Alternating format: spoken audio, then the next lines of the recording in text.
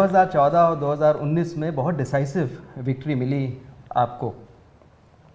फिर से आप वही बात कर रहे हैं कि डिसाइसिव विक्ट्री इस बार बहुत ज़रूरी है और आप उसमें इंडिया की ग्रोथ स्टोरी की बात करते हैं।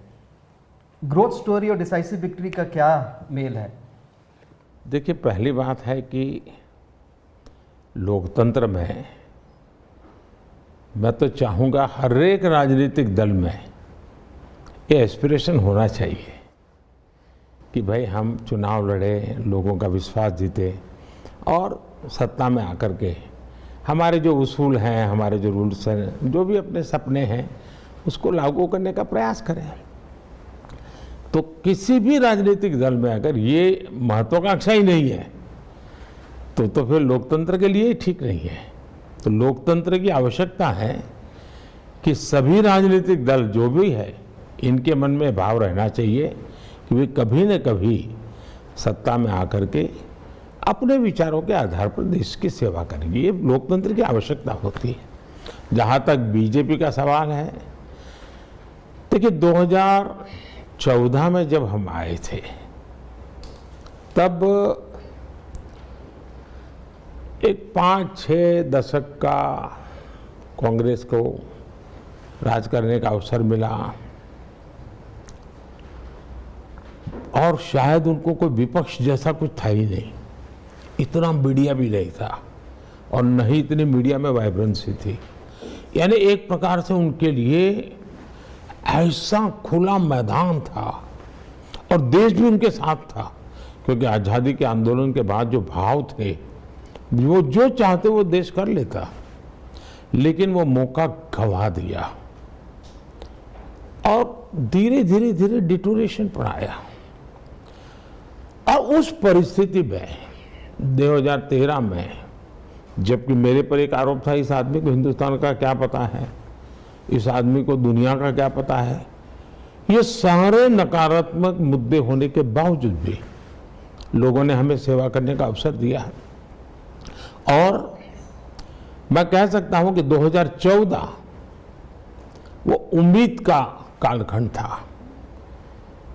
लोगों के दिल में भी उम्मीद थी और मेरे मन में भी उम्मीद थी कि हम उनकी उम्मीदों को पूरा करें। और 5 साल में सरकार चलाना मतलब मैं शासन नहीं करता हूं, मैं सेवा करता हूं। सरकार चलाने का मतलब मैं पद पर बैठ करके मौज करने के पक्ष में नहीं हूं। मैं एक सामान्य नागरिक से भी ज़्यादा मेहनत करने का प्रयास करता हूं लोगों के लिए। लोगों ने बड़े निकट से हमारी सरकार के कामों को देखा। 2014 में उम्मीद का वातावरण था, 2019 में ये एक प्रकार से विश्वास में पलट गया। जन सामान्य का इतना विश्वास, उसने मेरे भीतर एक नया आत्मविश्वास भर दिया। मुझे लगा कि हम सही दिशा में हैं। हम सबके लिए जो काम करने का, सबका साथ, सबका विकास, सबका प्रयास का मंत्र लेके चले हैं, उसको जमीन पर हम उतार पाए हैं। और उसका परिणाम ये आया कि 2019 का कालखंड एक विश्वास का कालखंड रहा। और आज जब मैं 2024 में देशवासियों के पास गया हूं, तो मेरा 13-14 साल का एक राज्य के मुख्यमंत्री नाते अनुभव, 10 साल का प्रधानमंत्री के नाते अनुभव, और इसमें किए हुए कामों के आधार पर मैं कह सकता हूं कि मैं इस बार गारंटी लेके गया हूं। यानी कभी उम्मीद, फिर विश्वास और अब गारंटी। और जब गारंटी होती है ना, तो बहुत बड़ी जिम्मेवारी होती है। और मुझे लगता है कि आज दुनिया में जो भारत का के प्रति भरोसा बना है, आखिर विश्व ने, हिंदुस्तान ने 30 साल तक अस्थिर सरकारों को देखा है।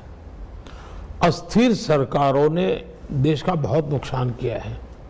विश्व में भी भारत का पूरी तरह देखने का नजरिया बहुत ही एक प्रकार से कोई वैल्यू ही नहीं था।